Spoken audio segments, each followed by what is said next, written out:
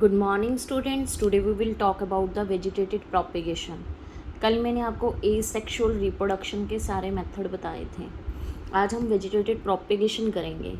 It is the form of asexual reproduction where the part of plant body such as root, stem and leaf etcetera and develop into the new plant. हम root से, stem से और leaf से एक नया पौधा grow up कर सकते हैं। इसे नेचुरल तरीके से भी वेजिटेटिव प्रोपेगेशन होती है, एक आर्टिफिशियल होती है तरीके से।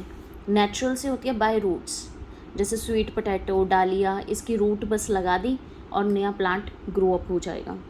स्टेम जैसे आपकी नेचुरल वाली होती है जिंजर पोटैटो की स्टेम या जिंजर की, तो आप नया प्लांट ग्रो अप कर सकते हैं। बाय लीफ बैरोफेलम, इनके लीफ के ऊपर ही बडिंग हो जाती है छोटी छोटी लीफ की। अगर वो बड नीचे गिरती है तो सारा प्लांट अपने आप ग्रो अप हो जाता है। तो ये बायरोफेलम एग्जाम्पल है, एक नंबर में कई बार पूछ लिए जाते हैं ये छोटे छोटे एग्जाम्पल्स, तो इसलिए बहुत अच्छे से याद कीजिएगा। आर्टिफिशियल होता है बाय कटिंग, जैसे आप रोज़ की लीफ होती है, स्टेम होती है, उसको हमने काटा है और दूसरी स्टेम के साथ हमने उसको यानी कि रख के उसको हमने ग्रो अप किया है। फिर उसके बाद अगर हम उस स्टेम को कहीं पे भी लगा रहे हैं तो क्या होगा, उससे नए रोज़ के, आपने कई बार देखा होगा कलम काट के हम कहीं पे भी लगाएं तो रोज़ का प्लांट ग्रो हो जाता है। ये स्टेम कटिंग की होती है। इससे हम लेमन, शुगर केन इनको भी कर सकते हैं बरीड करके इस मॉइस्चर के अंदर। लेयरिंग होता है कि न्यू प्लांट्स ग्रो अप हो रहे हैं, प्रोड्यूस हो रहे हैं from the parent stem without detaching in. Parents से हमने उसको अलग नहीं करना, यहाँ तो अलग किया था, वहाँ नहीं करना, वो नीचे की तरफ चले जाते हैं। जैसे लेयरिंग में नीचे की तरफ प्लांट की लीफ चली गया और नया प्लांट ग्रो अप हो गया, ऐसे ही उसकी स्टेम ऊपर की तरफ आई, वो वैसे ही नीचे मिट्टी में दब गई और वहाँ से नया प्लांट ग्रो अप हो गया, तो वो लेयरिंग कहलाई जाती है। ये कटिंग है, स्टेम कटिंग, ये लेयरिंग है। Next is the grafting. Grafting में क्या होता है कि जैसे आपकी ये हमने 2 स्टेम्स काटी हैं, तो दोनों स्टेम्स के क्या होता है कि उसको टाई अप कर दिया जाता है। ये येलो की है रोज़ की, ये रेड है, रेड रोज़ की है, ये येलो रोज़ की है। दोनों को मैंने इकट्ठा मिक्स किया और उसको टाई कर दिया थोड़े दिन के लिए, और डिफरेंट वैराइटीज़ क्या होंगी, वो क्या हो जाएंगी, ग्रोन अप हो जाएंगी ग्राफ्टिंग के थ्रू। तो हमारे जो स्टॉक एंड साइकोन हैं दोनों अलग अलग हैं।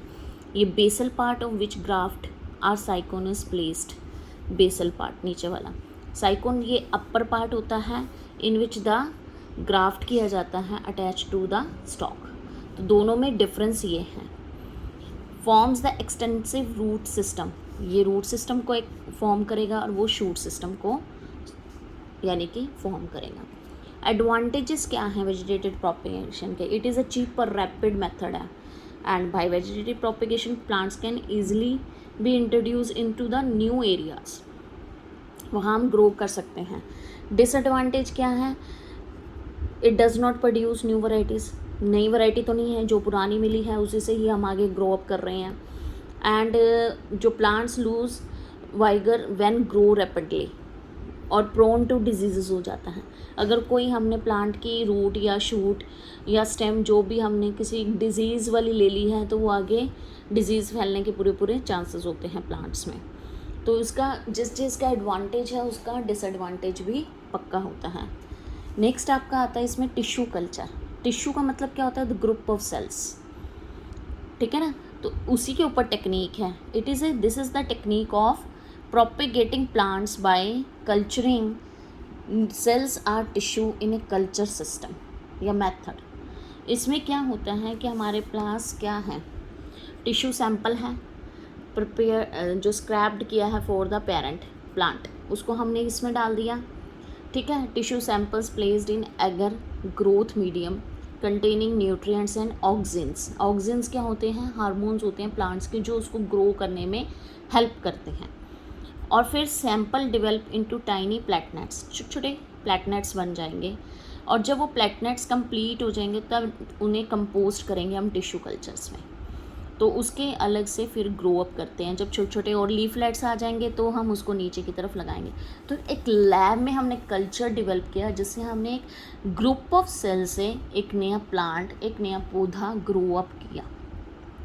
उसको कहते हैं टिश्यू कल्चर। ये आपका सारा एसेक्सुअल रिप्रोडक्शन कंप्लीट हो गया बेटा, और सेक्सुअल कल करेंगे। Thank you and have a nice.